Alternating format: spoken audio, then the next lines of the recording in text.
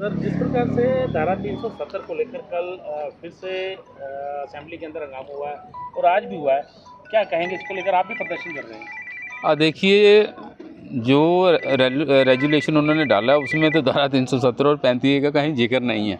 फिर भी जो उनकी मानसिकता है, जो उनकी सोच है, वो उन्होंने अपने इलेक्शन एजेंडे में जो लिख के रखा था, वो उसको पूरे वहाँ की जनता को गुमराह करने के लिए वो सारे ड्रामे कर रहे हैं। बाकी मैं आपको क्लियर बता दूं कि ना तो धारा 370 कहीं वापस आ सकती है। इसको सुप्रीम कोर्ट ने, भारत के सुप्रीम कोर्ट ने भी ठंडे बस्ते में डाल दिया है। उन्होंने भी कहा कि अब इस पर दोबारा आने का कोई चांस ही नहीं है। तो फिर ये जुमलेबाजी जो लगातार ये लोग कर रहे हैं लोगों को गुमराह करने के लिए, जैसे जम्मू में एक यहाँ का जो जय चंद है वो भी यहाँ प्रोटेस्ट कर रहा है कि हमें धारा 370 वापस चाहिए। मैं कहता हूँ कि धारा 370 की जगह 371 को वापस लाओ। जैसे हमारे पड़ोसी राज्य में है हिमाचल प्रदेश में, वहाँ भी कोई आदमी बाहर का नहीं रह सकता। वहाँ का जो सिस्टम है वही सिस्टम जहाँ जम्मू कश्मीर में लागू करो, ताकि वहाँ यहाँ के जो नौजवान हैं उनकी नौकरियाँ जो है उनके साथ कोई बाहर का आदमी खिलवाड़ ना करे, ना ही जहाँ की जो ज़मीनें हैं उस पर कोई बाहर का आदमी डाका डाले। देखो सर, ऐसा है, ये उनके मैनिफेस्टो में मेंशन था और ये उनकी अब मजबूरी बन चुकी है।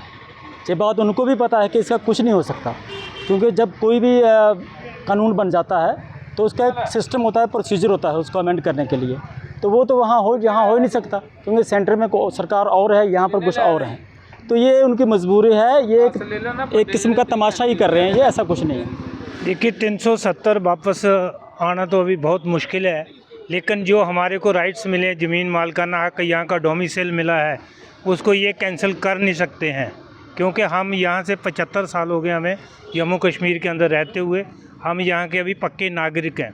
बाहर के देशों में कोई भी 5 साल के अंदर वहाँ का सिटीजन बन जाता है, लेकिन हम लोगों को 75 साल हो गए हैं ये तकलीफ़ें सहते हुए।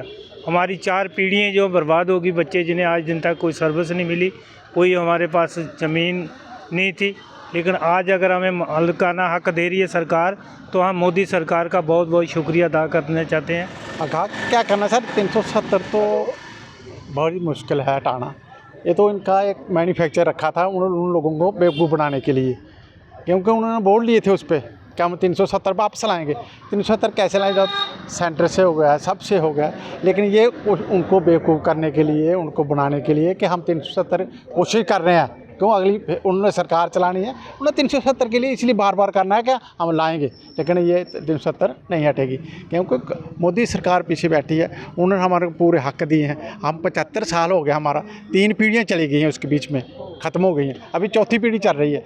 अभी 75 साल के बाद भी हमारे को पाकिस्तानी रहना पड़ेगा, तो उसका क्या फ़ायदा है। इसलिए कुछ नहीं हो सकता, ये ऐसे ड्रामेबाजी कर रहे हैं। 370 जब टूटी थी तो तब हमने खुशी मनाई थी।